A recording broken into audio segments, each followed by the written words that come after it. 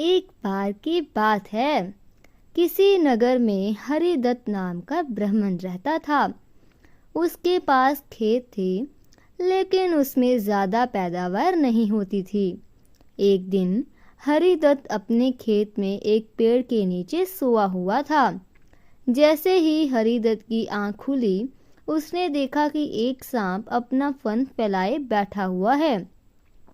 ब्राह्मण को एहसास हुआ कि यह कोई साधारण सांप नहीं है, बल्कि कोई देवता है। ब्राह्मण ने निर्णय लिया कि वह आज से इस देवता की पूजा करेगा।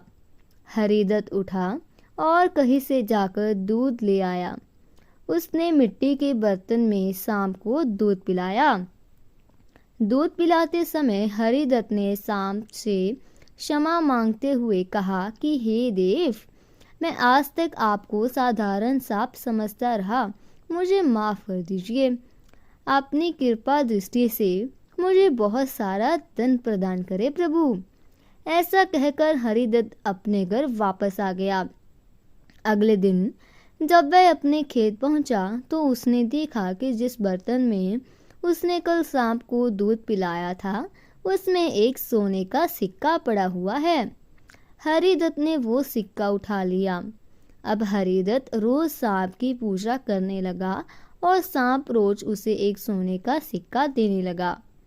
कुछ दिन बाद हरिदत्त को दूर किसी देश जाना पड़ा, तो उसने अपने बेटे से कहा कि तुम खेत में जाकर सांप देवता को दूध पिलाना। अपने पिता की आज्ञा से हरिदत्त का बेटा खेत में गया और सांप के बर्तन में दूध रखाया।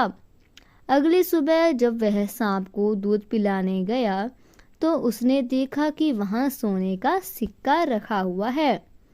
हरिदत्त के बेटे ने वो सोने का सिक्का उठा लिया और मन ही मन सोचने लगा कि जरूर इस सांप के बिल में सोने का भंडार होगा।